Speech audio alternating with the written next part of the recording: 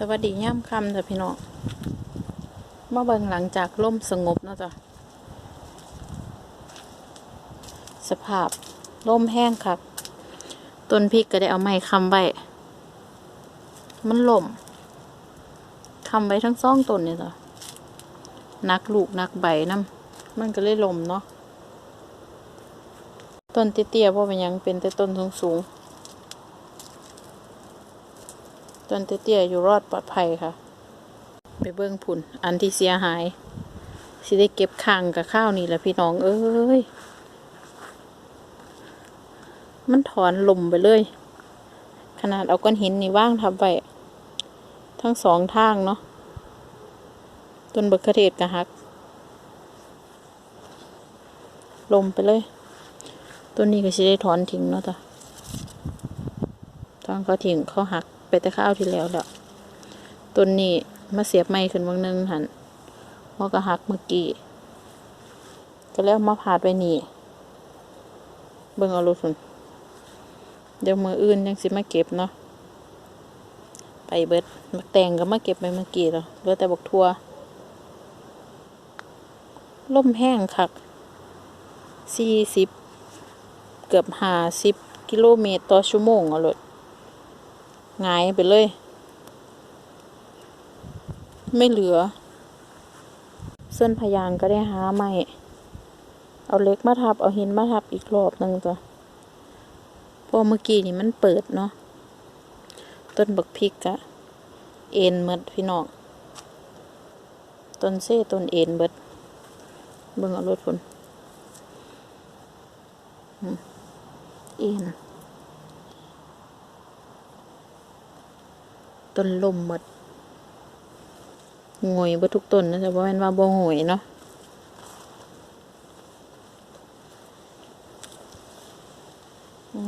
ลมแห้งคักแห้งเนี่ยอันนี้ผักเคียวปีเดี๋ยวก็จะได้เอาไปปลูกแล้วจ้ะย้ายไปปลูกเนาะเมื่อกี้เพิ่งย้ายคะน้าไปนี่ย้ายคะน้ามาปลูกตรงนี้ค่ะดินมันซุ่มบ่ต้องหดน้ำอันนี้เบี้ยผักก็ขึ้นละวานผักกาดใบขึ้นแล้วจ้ะเบิ่งนั่นอันนี้ยังก็ตะไคร้ให้ทั่วฝักยาวกระล่งจ้ะเพราะมันหนักต้นมะเขือเทศเนาะมะเขือเทศตัวนี้พามันลงก็เลยลงน้ำกันหลด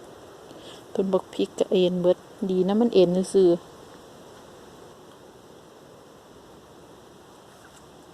มันบ่ลาบไปกับดินเบิ่งรถพี่น้องเอ้ยโอ้ยเนาะต้นอันนี้ก็งวยต้นบักพริกลมระเนระนาด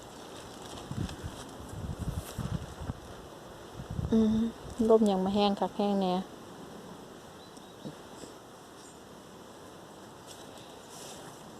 ต้นไอ้นี่หัวไชเท้าก็ได้มาฝังลงอีกต่อเอาลงตำเลยเหรอบัดนี้เนาะหญ้าอันบ่เป็นใหญ่ฝังเขาลงให้มันต่ำเพราะเมื่อกี้นี่มันงอกขึ้นมาแล้วมันสูงพดก็เลยมาใหญ่ฝังเขาลงอีกนี่แหละสภาพสวนตอมลมสงบก็บ่ทันได้สงบแล้วจ้ะก็ยังมีอยู่ลมนะแต่ว่าก็บ่แห้งปานใดต้นบักพริกนี่ตี้พุ่นนะลมสะอ่อนลมบ่เป็นหยังว่าแต่เขาอย่าหักเนาะลมแต่เขาก็ขึ้นเหยียบมันลงก่อนฝนมันตกดินมันเลยลม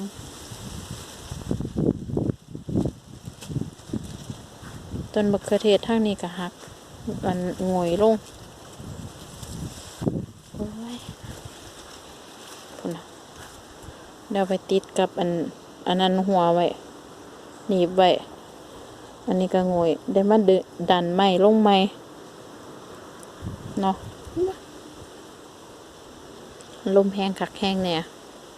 คลิปนี้ก็ไว้ซ้ำนี้แล้วจะพี่น้องเนาะอัปเดตหลังจากที่ลมแห้งๆตอนนี้มันก็เริ่มสงบแล้วแหละคิดว่าเพราะว่าถ้าพอสงบนี่ย่ำคืนนี่นอนบ่หลับแท้คลิปนี้ก็ขอจบไว้ซ้ำนี้แล้วจะพี่น้องพอกันไม่คลิปหน้าขอบคุณสำหรับการติดตามรับชมขอบคุณทุกกำลังใจแล้วจะที่มีให้กันเนาะพอกันไม่คลิปหน้าคลิปนี้ขอกล่าวคำว่าสวัสดีค่ะ